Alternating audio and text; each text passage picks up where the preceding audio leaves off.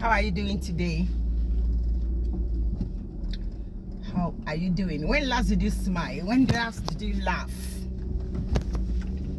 I mean, that kind of laughter that comes from the depth of your heart. When was the last time you did that? When was the last time you hung out with friends? You know, sit down together, chat. I mean, you are genuine friends, good friends. When was that? Let's zero in to laughter. When last did you have a good laugh? People know you as that. Don't you know that woman? That woman who is always frowning, who is always sulking, who feels that the whole world is so heavy on her head. You're not the only one going through a lot. You're not. So stop carrying it on your head as if you're carrying a tray of oranges. Stop displaying it on your face. Because by the time you continue doing that, people will start avoiding you. Honestly.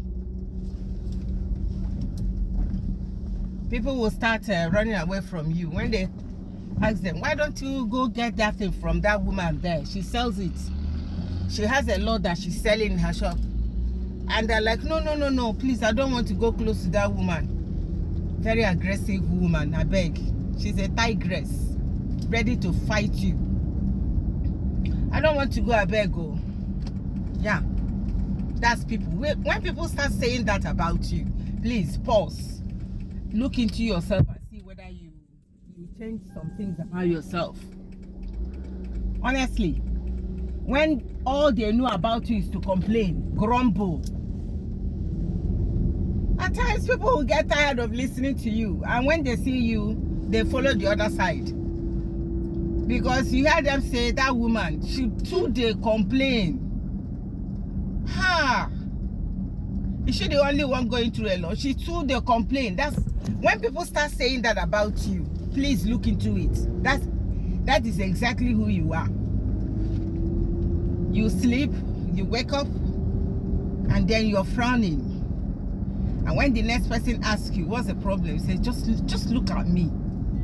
I wasn't like this before.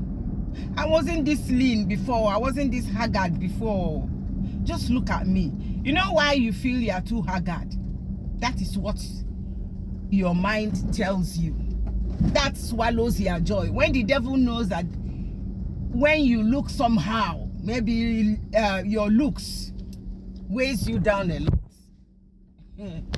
he makes you look as if you're just a ghost of yourself. In a nutshell, what I'm trying to say is that please stop grumbling. It doesn't change anything. It doesn't improve on anything. It doesn't make anything better. Even God himself does not like someone who grumbles and grumbles, someone who complains. Anytime you see her or him, he's always grumbling, complaining. You don't see him laugh. You think laughter is not good? It's medicinal. I've seen someone who went to hospital. She wasn't feeling well, and after some series of medical tests, the doctor couldn't see anything. You know what the doctor asked her to be doing? He said, find time to unwind. Stay with your good friends, okay? And make yourself happy. Yeah, make yourself happy. That was what she came back and told me. I see, the doctor didn't give me any prescription. No. He only told me to take things easy, take life easy.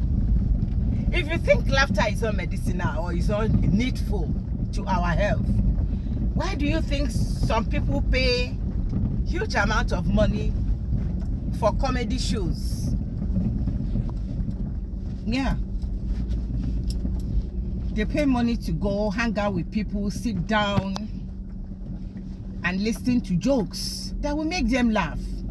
You know, when you laugh, you release some important hormones, needful hormones that will be good in your system.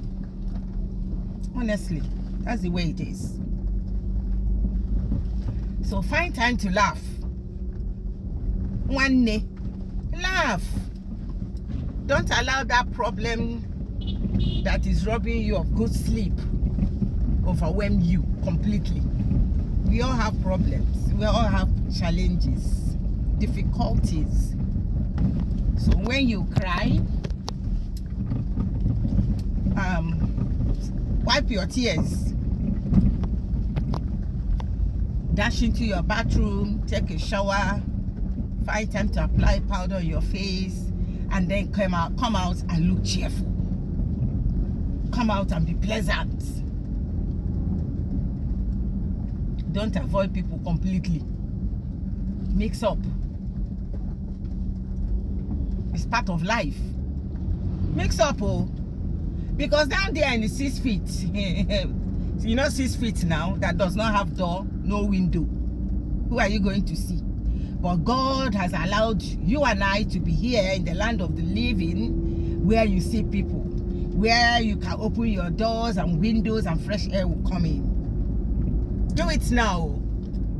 Hang out with people, okay? Not that you are going to hang out and be carried away, going from one house to the other and start gossiping. No, that's not the type of hanging out that I'm talking about here.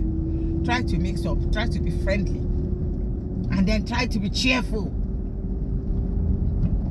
When people know you to be someone who's always frowning, aggressive, snappy, they avoid you. Not that they want to avoid you, they are avoiding your attitude. Don't allow it to get to that level. Yes, don't allow it to get to that level. You should be happy when people see you and they're like, oh, Ada, oh, good to see you. That comment alone, oh Jesus, it's medicinal. Good to see you. How are you doing? You see the person is smiling. The person is cheerful, which means she feels good to see you. Honestly, it's not a lie. But when some see you and they try to avoid you, okay, when you're coming this way, they're taking the other way. They just want to avoid you because you have nothing to offer than complain and complain. That's the only thing you have to offer. Nothing to offer than to be snappy and ready to fight anybody that steps on your toes. So they try to avoid you. Don't allow you to get to that extent. Okay? Try and be cheerful. Try and be happy. Yeah, be happy. Listen to good music. I have not seen anybody that does not love music. You must have your own type of music. Listen to it. You know? Find time to unwind. Those things are medicinal. Try and have peace in yourself, within your mind. Have peace. It's medicinal. Medicine is all those ones that you take that come only in tablets and syrups or injection. No. These ones are the natural ones and they are the best. They are so cheap, yet still expensive, because when you have problems weighing you down, they become expensive. So let's try to be joyful. Okay? Thank you for listening.